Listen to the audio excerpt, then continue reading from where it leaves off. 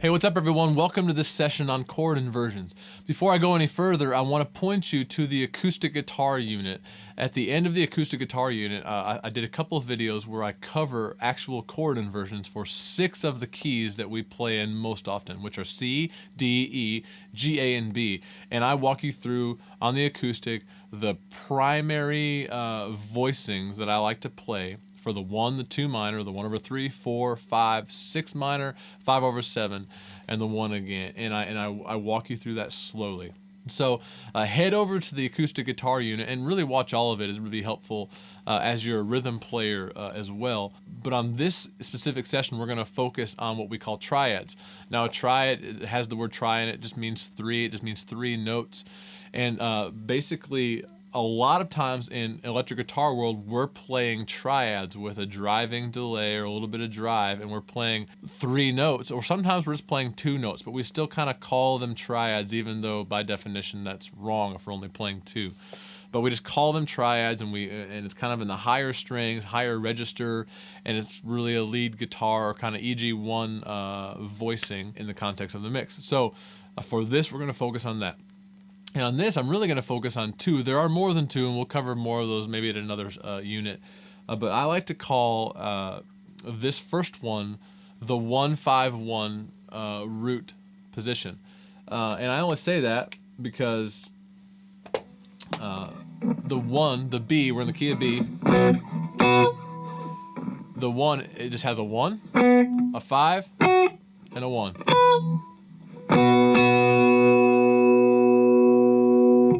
And most of my chord inversions are just focused right here in this box, right here. And so the other one that we'll talk about is the D formation as your 1, the D formation triad, which really just means play a D major chord without the D.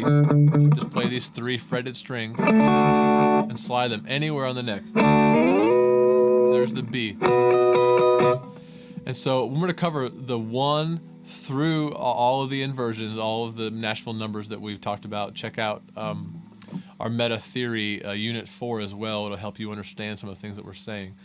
But let me go through these 2 inversions. So the 1-5-1, here's your 1 chord. I'm not going to break down every note that we're playing in this for the sake of time. But if you have any questions about this, you can hit us up. Here's the 1, which is a B. Here's a 2 minor, which is a C sharp. A 1 over 3 is a B over D sharp, and really I just play this one here for that. And then a 4 is an E, which you could play the D formation, slide it up 2 frets, which is 2 half steps, which would be a whole step. But on that E, I end up playing this voicing right here.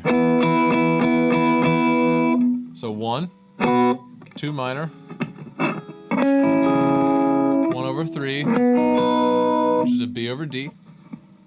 A 4 is an E. 5 is an F sharp, which is that same D formation, slid up to the 5, the F sharp here. A 6 minor is a couple options here. There's just this. It's a true minor triad. Or they're both minor triads, just different roots. And then a 5 over 7, I'm playing the 5, and I throw this in there. Back to the 1, where you can play this half bar chord here. So 1, 2, 1 over 3, 4, 5, 6, 5 over 7, 1.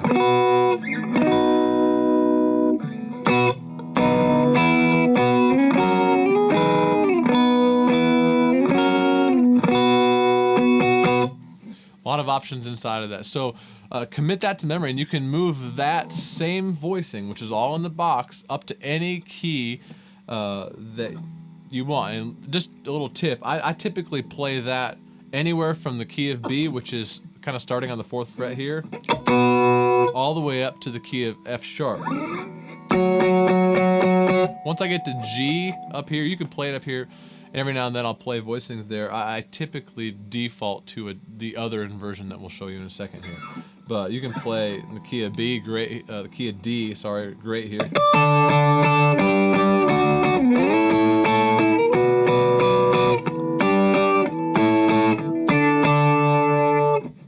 Okay, let's move on to the next one. Again, this is the one I call kind of the D form inversion. And if we're staying in the key of B, that's right here. So let me walk you through these. Here's the 1. It's a true major triad. It's just got the 5 on the bottom of it. 2 minor. 1/3. I end up playing just the 1 and the 3 here, and the 3 isn't even on the bottoms. So I'm just basically playing that D form again, and just kind of not playing this note. So 1, 2, 1/3, 4. Sometimes I'll just sus this and cause it to be a 4, and not play that. So 1, 2, 1/3, 4, or 4. Notice that voicing right there. I'm playing an E. That's the same exact voicing that is the 1 of this 1-5-1 voicing. So these finger placements cross over both of these. That's an E, 4. 5 is F sharp. 6 is G sharp minor. 5/7. Back to the 1.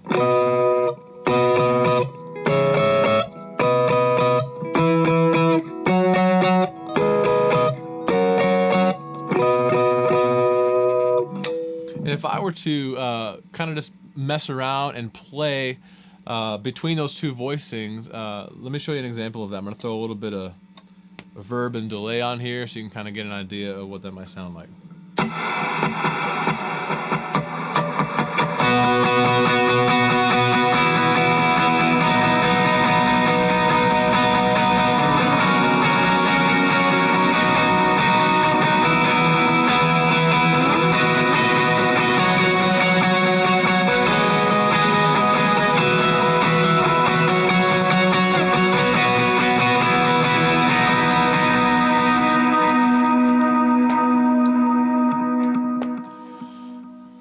So just an example of how you can blend between those two voicings. Sometimes you'll only be in one of them for the whole song, and sometimes it's easier to start here and then slide up to the other one. And so if you really familiarize yourself with all 7 inversions in both placements, you'll find that your library of riffs and inversions will just kind of flow out of you really nicely, and you'll be able to hear things as you interpret music a little bit better as you commit these to your ear and to your hands. So, hey, dig into this, and again, don't miss the acoustic guitar unit, instrument unit, where we talk about the chord inversions.